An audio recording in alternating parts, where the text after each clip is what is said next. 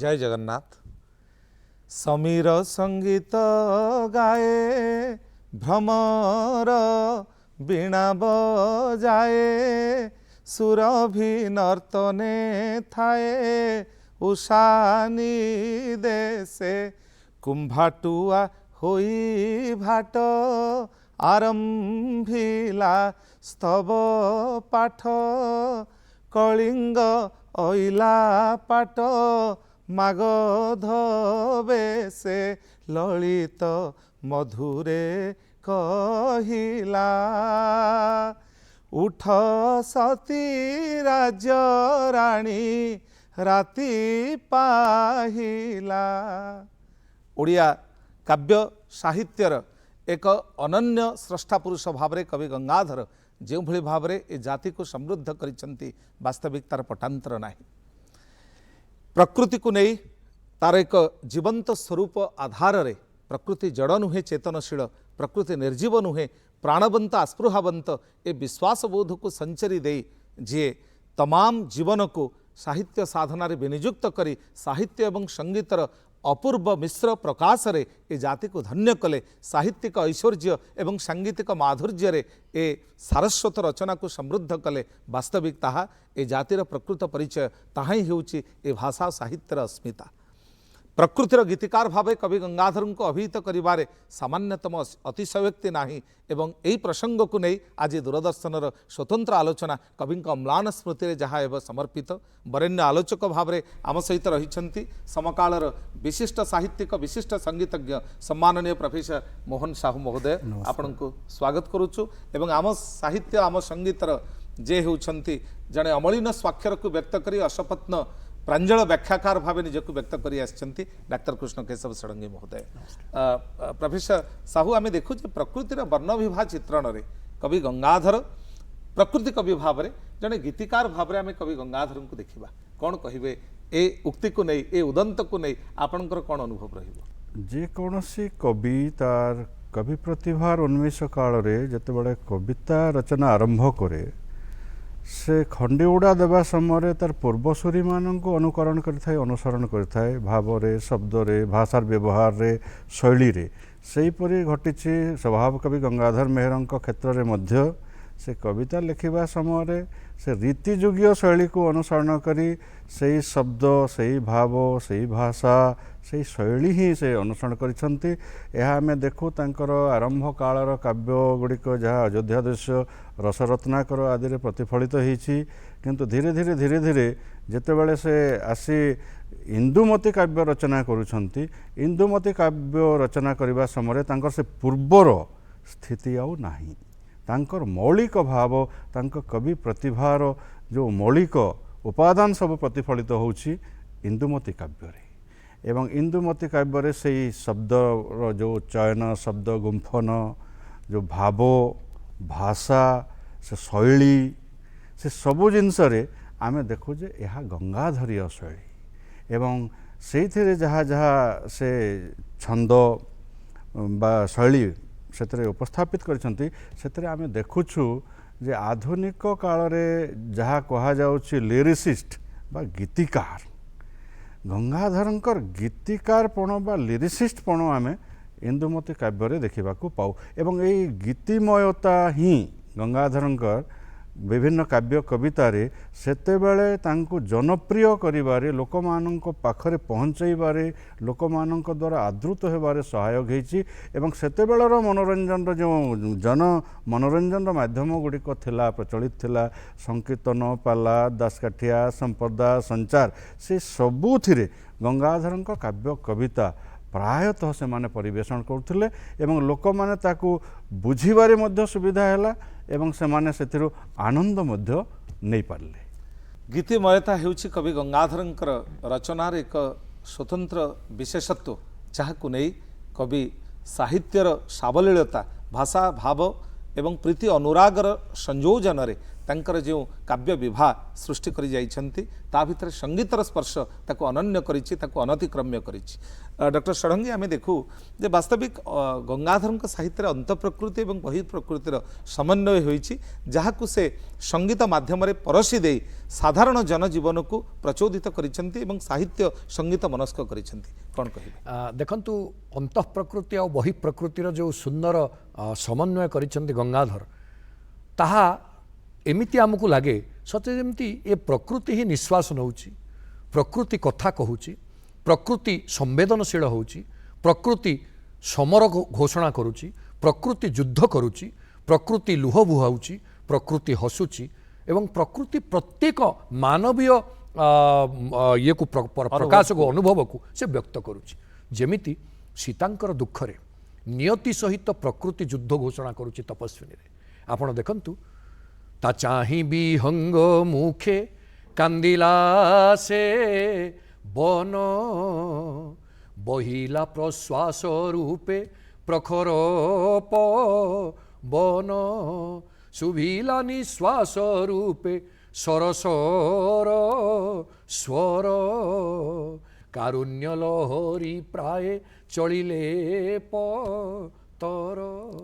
यही आपण देखंतु नियति विरुद्ध रे जेतबेले प्रकृति संग्राम करिवा पई मनस्थ करुछि एवं दृढ़तार सहित ताको प्रतिवाद करुछि सेतेबेले ताचा ही विहंग मुखे कांदिला से बन आखिरे सते जेमती पक्षी माने कूजन करूनाहांती जे से माने क्रंदन करूछंती एवं से क्रंदनर रोल प्रकाशित करुछि जे केमिति प्रकृति कांदुछि। प्रश्वासर पवन बहुछि, निश्वासर सरसर स्वर शुभुछि एवं कारुण्य लहरी प्राय चलिले पतर पवन जो पत्र गुड़ाक उड़ुछंती सते जेमती कारुण्य झरी आसुछि कि आउ।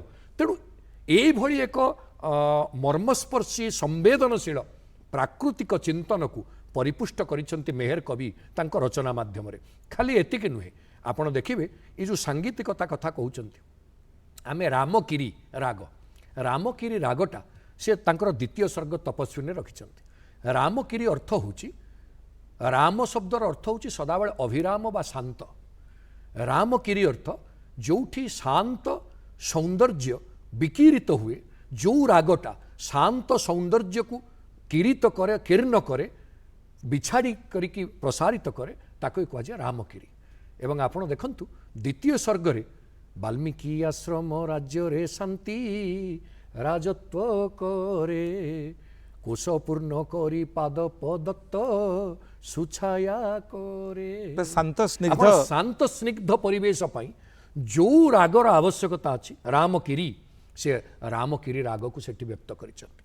जोठी जेतेबेले गोटे समवेद संवेदनशीलता गोटे संग्राम गोटे प्रतिवादर स्वर आसीछि सेतेबेले से चतुर्दशाक्षर जो जहाँ को नलिनी गौड़ा आपण कहि पारंती बा मंगल गुज्जरी कहि पारंती चतुर्दशाक्षर पद को व्यवहार करिसंती। जेमिति आमे किए गोतु ज्योतिर्मयी ठू आरंभ करी आपण षष्ठ सर्गरे मध्य जेतेबेले माँ सीता प्रतिवाद करुचंती कहले आपण खाली वन को गले हब नहीं मु भी आपण संगे जदि सहगामिनी हेबी नहीं ताहले आपणकर स्वामित्व सिना सिद्ध हब मोर पत्नीत्व सिद्ध हब नहीं। तेणु तुम्भ प्रिय अवरज युवराज हेबे हसी हसी वनगामी हेब तुम्बे जेबे युवराज्ञी हेब मोर मांडवी भगिनी मुकिंपा नोहिबी तुम्ब कानन संगिनी। तेणु ये जो विचारटा इथिरे आपण देखिबे गोटे संवेदनशीलता अच्छी गोटे प्रतिवाद अच्छी से चतुर्दशाक्षर एइथिपाई चतुर्दशाक्षर आपण देखिबे आमर जेते संवेदनशील स्थिति की आमे जेतेबेले जाए संपूर्ण चतुर्दश ब्रह्मांड जेमती सेथिरे स्तब्ध हबो सेथिरे तार स्वर को शुणा धैर्य रखिबो सेथिपाई चतुर्दशाक्षर स्वर को व्यवहार करिसंती। सेमती आपण जेतेबेले कल्याण स्वर कल्याण जेतेबेले आपण देखिबे कल्याण आहारी बा कल्याण आपण देखिबे दशम सर्गरे माँ सीता लवकुशंकर जत्न नौचंती जेतेबेले जत्न नौचंती से जत्न नवाटा होची गोटे वात्सल्यर प्रभाव गोटे कल्याणकारक वात्सल्यर चित्र। तेणु से क्षेत्र में गंगाधर रचना अलगा स्वर को नहीं एवं से आपण देखिबे सती पाई दुई पुत्र रतन प्राणरु अधिक कले जतन यही प्रकार से ताको नैचंती। जेउ सीता रामायण नायक राघव हृदय हार नायक से जे कुमारंक गर्भधारिणी भागीरथी तीर बनचारिणी कुमारे ताहा जानती नाही कुमारे महर्षि निषेध महर्षि वचन थिला घोड़ाई कुमारे ताहा जानती ना। तेणु कुमार ये जो स्वरटा এইটা মধ্য গোটে সেই সমান সময়କୁ ପରିସ୍ଥିତି କୁ ନେଇ ଏ କଲ୍ୟାଣ এই ଯେଉଁ ଇଏର ରାଗର ପ୍ରବର୍ତ୍ତନ କରାଯାଇଛି। ସେମିତି କଳହଂସ କେଦାର ଆଉ ଏଇଥିପାଇଁ ଆପଣ ଦେଖନ୍ତୁ କଳହଂସଟା ସଦାବେଳେ ଗୋଟେ ଗୋଟେ ମଧୁର ବିଚାରକୁ ପ୍ରକାଶ କରିବ, କିନ୍ତୁ ସେଇ ପଙ୍କିଳ ପୁଷ୍କରିଣୀ ଭିତରେ ସେ ତାର ଶୁଭ୍ରତାକୁ ପ୍ରକାଶ କରିଥିବ। ହଂସ ସଦାବେଳେ ପଙ୍କିଳ ପୁଷ୍କରିଣୀରେ ବୁଲେ ସତ, କିନ୍ତୁ ତା ଭିତରେ ତା ଉପରେ କୌଣସି କଳଙ୍କକୁ ସେ ପ୍ରଶ୍ରୟ ଦିଏ ନା। ଆପଣ କଳହଂସ କେଦାରରେ ଗଙ୍ଗାଧରଙ୍କର ତପସ୍ୱିନୀର ସପ୍ତମ ସର୍ଗକୁ ଦେଖନ୍ତୁ। ମା ସୀତା ବାରମ୍ବାର କହୁଛନ୍ତି ଯେ ମୁଁ ରାଘବ ସ୍ତ୍ରୀ ଭାବରେ ଏକଥାକୁ ସ୍ୱୀକାର କରୁଛି, ଯଦି ମୁଁ ରାବଣକୁ ସ୍ପର୍ଶ କରିଥିବି ବା ଚାହିଁଥିବି ବା ହୃଦୟରେ ତା ପ୍ରତି କୌଣସି ଭାବ ଆଣିଥିବି, ହେ ଅନଳ ମୋତେ ତୁମେ ଦହିକି ପାଉଁଶ କରିଦିଅ। ଏଇ ଯେଉଁ ବିଚାର ସୀତାଙ୍କ ପ୍ରତି କୌଣସି ଆକ୍ଷେପକୁ ସୀତା ବରଦାସ୍ତ କରିନାହାନ୍ତି। ଯେମିତି କଳହଂସ ପଙ୍କିଳ ପୁଷ୍କରିଣୀ ଭିତରେ ନିଜ ଶୁଭ୍ରତାକୁ ବ୍ୟକ୍ତ କରେ, ସେମିତି ମା ସୀତା ସପ୍ତମ ସର୍ଗରେ ନିଜ ଶୁଭ୍ରତା ପତିବ୍ରତା ଏବଂ ସୁଚିତାକୁ ପ୍ରକାଶ କରି ଯେଉଁ ଦୃଢ଼ ବ୍ରତକୁ ପତ୍ନୀ ମାନେ ପତିବ୍ରତକୁ ପ୍ରତିଷ୍ଠାପିତ କରିଛନ୍ତି, ତାକୁ ପରିପୁଷ୍ଟ କରିବା ପାଇଁ ଗଙ୍ଗାଧର କଳହଂସ କେଦାରର ବାଣୀକି ବ୍ୟବହାର କରିଛନ୍ତି। ତେଣୁ ଆପଣ ଆଉ ସବୁଠୁ ବଡ଼ ହେଲା ତାଙ୍କର ଅତି ପ୍ରିୟ ହେଉଛି ବଙ୍ଗଳାଶ୍ରୀ। ଆପଣ ଜାଣି ଆନନ୍ଦିତ ହେବେ ଦର୍ଶକ ବନ୍ଧୁ, ବଙ୍ଗଳାଶ୍ରୀ ଜଳ ଜନନ ଜଳଜ ପଦମୂଳ କରି ଭାବ ଯେ। ଆପଣମାନେ ଯେଉଁମାନେ ପ୍ରବନ୍ଧ ପୂର୍ଣ୍ଣଚନ୍ଦ୍ର ପଢ଼ିଥିବେ ଏ ପଦ ସହିତ ଅବଗତ ଥିବେ। ବଙ୍ଗଳାଶ୍ରୀ ଶବ୍ଦର ଅର୍ଥ ହେଉଛି ଗଙ୍ଗା। ବଙ୍ଗଳାର ଯିଏ ଶ୍ରୀ ସେ ହେଉଛନ୍ତି ଗଙ୍ଗା ନଦୀ। ତେଣୁ ଗଙ୍ଗାଧର ଗଙ୍ଗା ନଦୀକି ପ୍ରବାହିତ କରିବେ, ଗଙ୍ଗାଧର ଗଙ୍ଗା ନଦୀକି ବୁହାଇବେ, ଯେଉଁଥିପାଇଁ ସେ ଗଙ୍ଗାଧର ତାଙ୍କ କାବ୍ୟ ଗଙ୍ଗାରେ ଆପଣ ସର୍ବାଧିକ ଦେଖିବେ ବଙ୍ଗଳାଶ୍ରୀ ରାଗର ବ୍ୟବହାର। ଏବଂ ଏ ବଙ୍ଗଳାଶ୍ରୀ ଗଙ୍ଗାର ପ୍ରତିକଳ୍ପ ବୋଲି ମୃତ୍ୟୁଞ୍ଜୟ ପଣ୍ଡିତ ମୃତ୍ୟୁଞ୍ଜୟ ରଥ ଯେ ପ୍ରସିଦ୍ଧ ସମାଲୋଚକ ଓଡ଼ିଆ ସାହିତ୍ୟର, ସେ ସ୍ପଷ୍ଟ ଭାବରେ ଲେଖିଛନ୍ତି, ସତକାବ୍ୟଇ ରମରଇ ତଥା କବିବରୋ ଦୁସ୍ଥୋପି ଗଙ୍ଗାଧର କୃତ୍ୱା ହ୍ୟୁତ୍କଳ ଭାରତୀଂ ମଧୁମୟୀ ମୃତ୍ୟୁଞ୍ଜୟତ୍ୱଙ୍ଗତଃ। ଆପଣ ମୃତ୍ୟୁଞ୍ଜୟ ଏଇଥିପାଇଁ, ଆପଣ ଗଙ୍ଗାଧର ଏଇଥିପାଇଁ, ଆପଣ ସତକାବ୍ୟଇ ରମରଇ ତଥା କବିବରୋ ଦୁସ୍ଥୋପି ଗଙ୍ଗାଧର କାବ୍ୟ ରୂପକ ବଙ୍ଗଳାଶ୍ରୀରେ ଗଙ୍ଗା ନଦୀରେ ଆପଣ ଓଡ଼ିଶାକୁ ଧୌତ କରିଛନ୍ତି। খুব চমৎকার। বাস্তবিক আমি দেখু যে গঙ্গাধর সাহিত্যে যে বৃত্ত এবং বাণীর প্রয়োগ হয়েছি তাহা যথার্থ এবং তাহা প্রাসঙ্গিক এবং তাহা সূচিত করে কবি সঙ্গীত অনুরাগী কেবল নথিলে সঙ্গীত উপরে তাঁর বিশেষ প্রবেশ মধ্যে লা সঙ্গীত ভিতরে। আমি প্রফেসর সাহু দেখিবা যে বাস্তবিক আপন তো গঙ্গাধরঙ্কর সাহিত্যকু বিভিন্ন ভাবে বিভিন্ন সময়ের সঙ্গীতর রূপ দিয়েছেন, যাহা বিশেষ ভাবে প্রসার ভারতী মাধ্যমে প্রসার হয়েছি এবং তাহাকু লোক বিভিন্ন জায়গায় তাকে বহুত বিশেষ ভাবে সাদরে গ্রহণ করেছেন। তবে আপনার স্বভাব কবি গঙ্গাধরଙ୍କୁ জনে কবি অপেক্ষা জনে গীতিকার ভাবে মধ্য চিত্রিত করেছেন, কিভাবে আপনার কহিবে? আজ্ঞা, ডাক্তার কৃষ্ণ কেশব ষড়ঙ্গী যেমিতি কহিলে গঙ্গাধরଙ୍କ কাব্য কবিতারে প্রাচীন রাগ রাগিণীর বহুল ভাবে ব্যবহার হয়েছে, যেমতি বঙ্গଳାଶ୍ରୀ কলহংস কেদার যেমতি তার দৃষ্টান্ত দেলে, সে সবু সঙ্গীত উপরে তাঁর বিশেষ জ্ঞান লা। মু তো ভাবে যে গঙ্গাধর কবিতা লেখু নথিলে, সে কবিতা গাউথিলে। আউ জনে গীতিকার বা কবি যেতবে লেখিব, সে যদি গাইব না মনে মনে গোটে ছন্দরে, সে লেখিপারিব না। ଆପଣ ତପସ୍ୱିନୀ କାବ୍ୟରେ ଯେମିତି କି ଗୋତୁ ଜ୍ୟୋତିର୍ମୟରୁ ଆରମ୍ଭ ହୋଇଛି, ତାଙ୍କର ତପସ୍ୱିନୀ କାବ୍ୟ ଯଦି ଦେଖିବେ 11ଟି ସର୍ଗ, ପ୍ରଥମ ସର୍ଗରେ ସେ କୌଣସି ପ୍ରେସ୍କ୍ରାଇବ୍ କରିନାହାନ୍ତି କୌଣସି ରାଗ ଏବଂ ଶେଷ ସର୍ଗରେ କରିନାହାନ୍ତି। ବାକି 9ଟି ସର୍ଗରେ ସେ ନିର୍ଦ୍ଧାରିତ କରିଛନ୍ତି ଯେ ଏଇ ରାଗରେ ଏଇଟା ଲେଖା ହେଇଛି ବୋଲି। ଆଉ କିଏ ଗୋତୁ ଜ୍ୟୋତିର୍ମୟୀ, ସେଥିରେ ତତ୍ସମ ଶବ୍ଦ ବହୁଳ ଭାବରେ ଅଛି। ଆପଣଙ୍କର ମଙ୍ଗଳେ ଅଇଲା ଉଷା ବିକଚ ରାଜୀବ ଦୁଷା, ଏଥିରେ ମଧ୍ୟ ତତ୍ସମ ଶବ୍ଦ ସଂସ୍କୃତ ଶବ୍ଦ ବହୁଳ, କିନ୍ତୁ ତା ଭିତରେ ମଧ୍ୟ ସେ ଇନ୍ଦୁମତୀ କାବ୍ୟ ସୁଲଭ ଶବ୍ଦର ବ୍ୟବହାର ହେଇଛି। ଯେତେବେଳେ ଆପଣ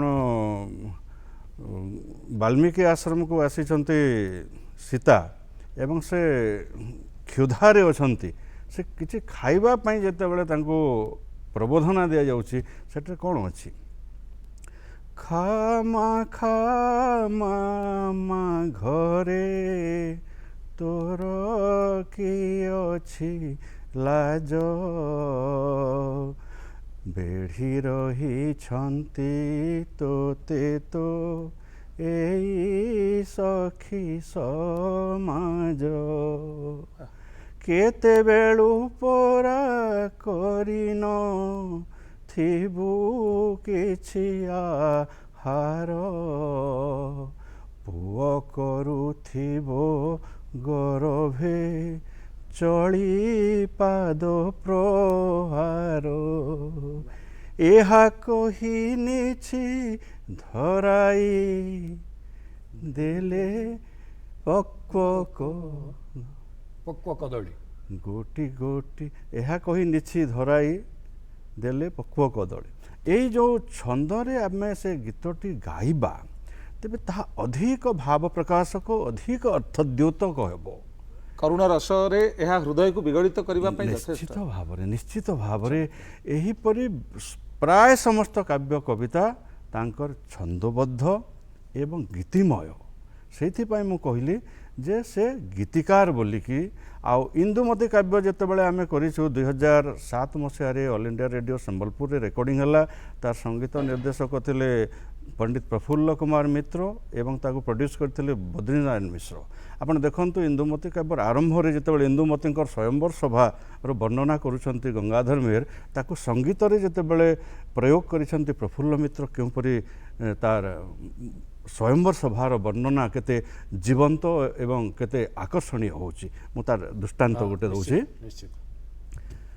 ଜଣେ ଜଣେ ହୋଇ ସଭାଗତ ହେଲେ କ୍ରମେ ସର୍ବେ ନରପତି ସନ୍ଧ୍ୟା ଦେବୀ କୋଳେ ଉଇଁ ଆସିଲେ କି ଉଜ୍ଜ୍ୱଳ ତାରକା ପନ୍ତି ଏଇପରି ଭାବରେ ବର୍ଣ୍ଣନା। ବସିଲେ ତହିଁରେ ଅତି ମନୋହର ସ୍ୱର୍ଣ୍ଣମୟ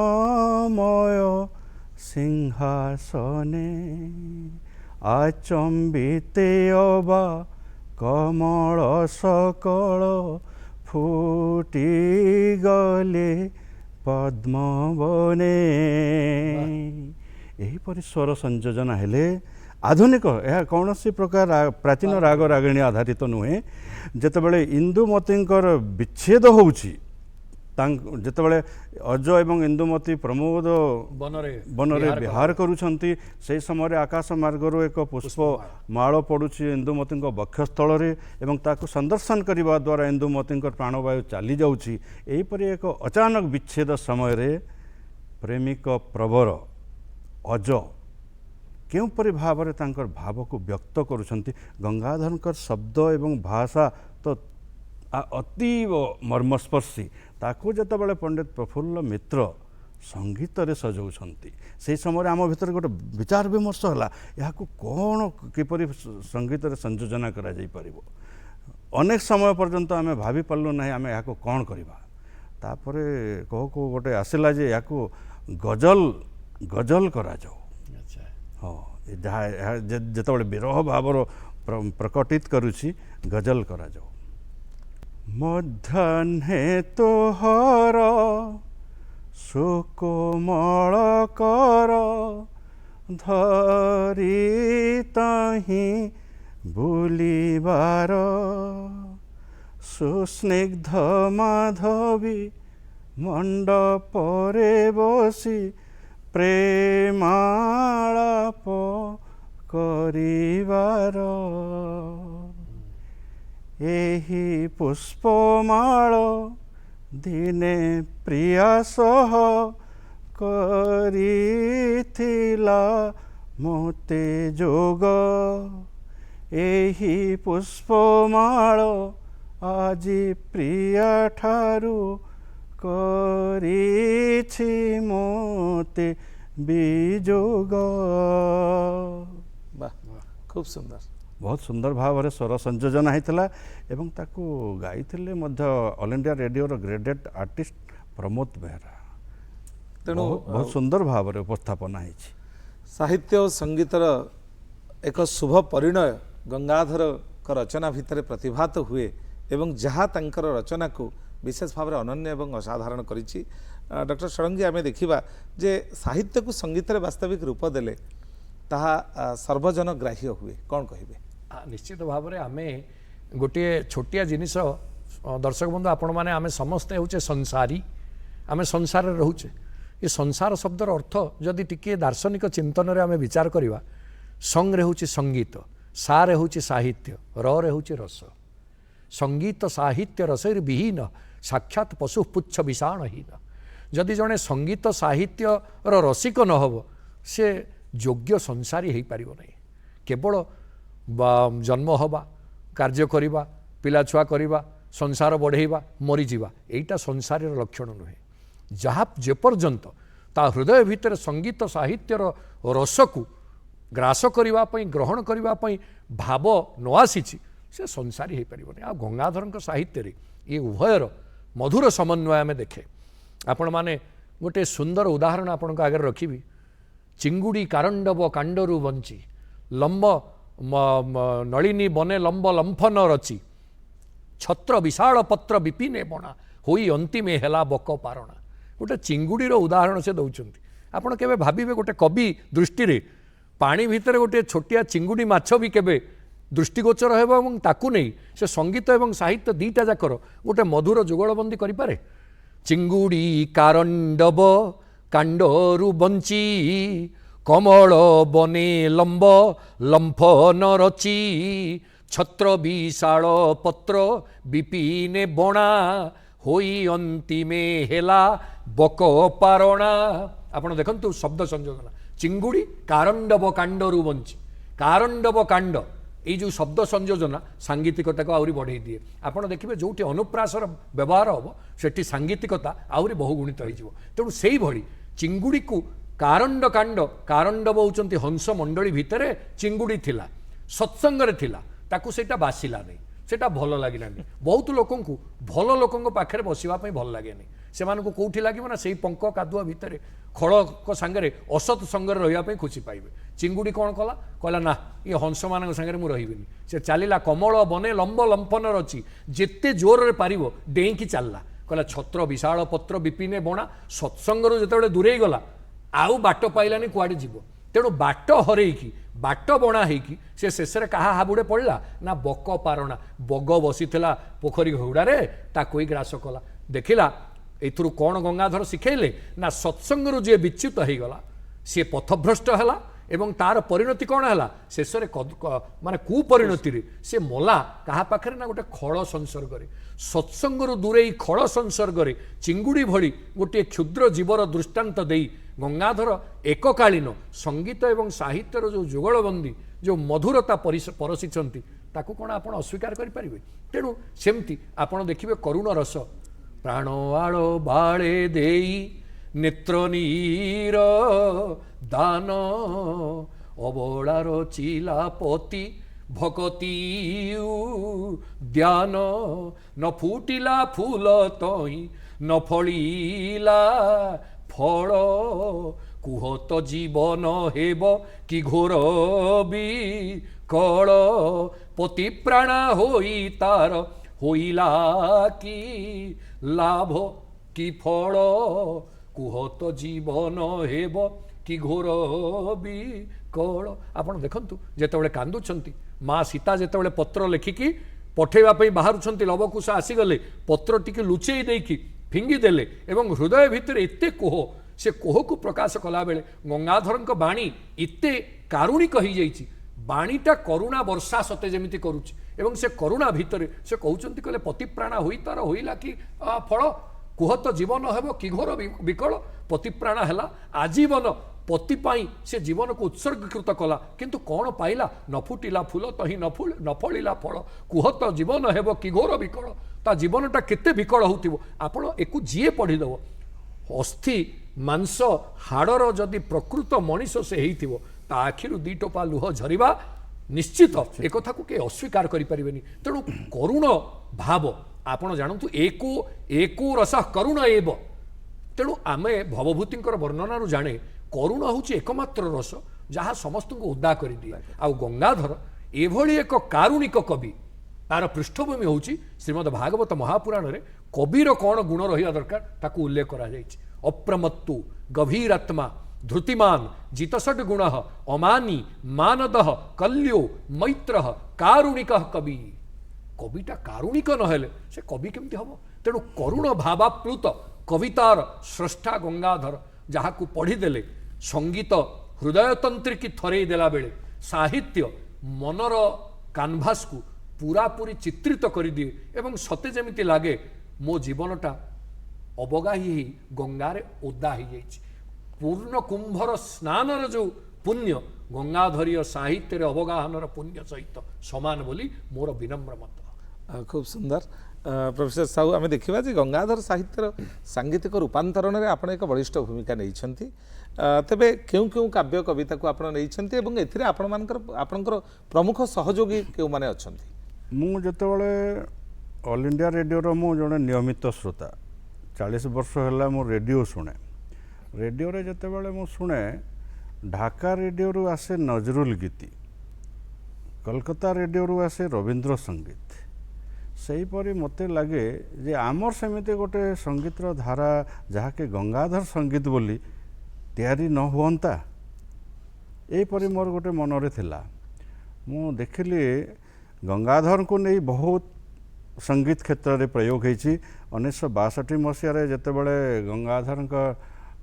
शतवार्षिकी जन्म शतवार्षिकी पालन है कटक कला विकास केन्द्र में सेतेबेले तपस्विनी सांगीतिक रूप नृत्य नाटिका भाव से प्रदर्शन करा जायथिला एवं तार नृत्य निर्देशना करथिले प्रख्यात ओडिसी नृत्य गुरु कालुचरण महापात्र एवं संगीत करथिले भुवनेश्वर मिश्र एवं हरिप्रसाद चौरासिया तपस्विनी सीता भूमिका सेतेबेले अभिनय करथिले ओडिसी नृत्यांगना कुमकुम महांती से कला विकास केन्द्र से कार्यक्रम में उपस्थित थिले मिहिर मेहर गंगाधर जे दायाद ता द्वारा से उत्साहित हो परवर्ती समय रे गंगाधर अनेक काव्य कविता को से किपर नृत्य रूप में परिवेषण करा जाय परिबो सांगीतिक रूपांतरण करा जाय परिबो अनेक काम करिसंती इंदुमती को करिसंती किचकबोध को करिसंती प्रणयवल्लरी को करिसंती एवं छोट छोट अनेक कविता को करिसंती नृत्य रूप में नहीं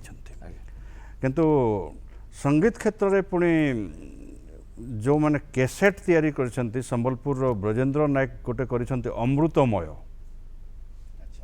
तार संगीत करिसंती ब्रजेंद्र नायक सेहीपरि अमृत सागर बिंदु गोटे मेहर फिल्म्स मिहिर मेहरकर उद्यम रही तार संगीत करिसंती शांतनु महापात्र सेतरे आपणकर कंठदान करिसंती तृप्ति दास सुभाष दास ओडिशार लब्ध प्रतिष्ठित कंठशिल्पी लब्ध प्रतिष्ठित कंठशिल्पी संबलपुर रे जितेबाला होती अशोका टॉकीज रे गोटे गंगाधर जयंती पालन कला समय सेठी कंठदान करथिले संगीता गोसाई प्रणब पट्टनायक एहीपरि ओडिशार लब्ध प्रतिष्ठित कंठशिल्पी माने संगीत निर्देशक माने गंगाधरंकर काव्य कविता को किपरि संगीत रे रूपांतरण करा जाय परिबो तार प्रयास करथिले 2002 मसीह रे संबलपुर आकाशवाणी तरफ अमृत सागर बिंदु नाम रे गोटे गंगाधर साहित्यर गोटे सांगीतिक रूपांतरण कार्यक्रम विधिबद्ध भाव में करागला तार प्रोड्यूसर थिले प्रदीप्त श्रीचंदन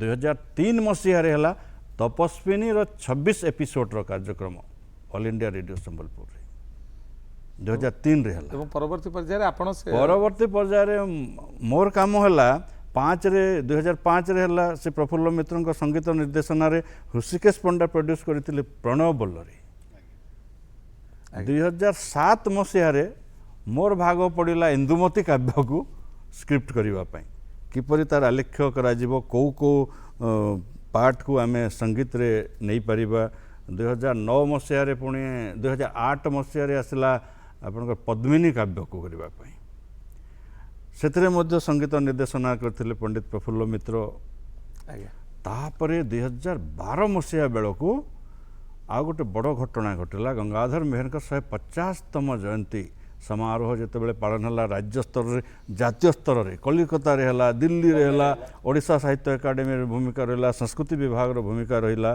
से ही समय गोटे कम कौन है गंगाधर छोट छोट कविता मानक नहीं 68 गीतर कवितार सांगीतिक रूपांतरण करागला एवं 2013 मसीहा गंगाधर पवित्र श्राद्ध दिवस चैत्र अमावास्या लग्न रे संबलपुर आकाशवाणी गोटे स्थायी स्लॉट गंगाधर संगीत नाम रे प्रचलन कले 15 मिनिट प्रति गुरुवार 7:35 रु सकाळ 7:50 गंगाधर संगीत से गंगाधर जहाँ जहाँ कार्यक्रम सब प्रस्तुत होती काव्य कविता को नहीं सांगीतिक प्रस्तुति ताहा प्रसारण करा जाउछि नियमित भाव हूँ बड़ उपलब्धि एवं वर्तमान मु से गंगाधर संगीत आलेख्य एवं कविता चयन करने दायित्व अच्छी पंडित प्रफुल्ल मित्र तार संगीत संयोजना करी चली एवं ऑल इंडिया रेडियो जो मैंने बछा बछा ग्रेडेड आर्टिस्ट माने ताको गाउछन्ति गंगाधर साहित्य को उज्जीवित रखापी लोकाभिमुखी करने सार्वजनीन करने निश्चित रूपे संगीत एक प्रमुख अवलंबन यह प्रमाणित होईछि। आमे आशा रखिबा गंगाधर साहित्य और गंगाधर संगीत ए जातिर एक नूतन भाव चेतना को एक उत्तरित स्थिति को नेब एवं तारि भितरे ए जाति गंगाधर साहित्य अवगाही हेब संगीत रे प्रवेश करिवो साहित्य संगीत रे स्नात हुई जीवनर अनुभव को नहीं वास्तविक एक अनन्य अनुभव को से व्यक्त करिवो एवं समस्त निकट रे पहुँचाइबो स्वर्गीय रंगाजीव हे गंगाधर गंगार बारिशरी तुली तुम्भर जही से परशिला कला पवित्र बाणी मंदिरे तुम्भ पर्व विचित्र जय गंगाधर जय गंगाधर।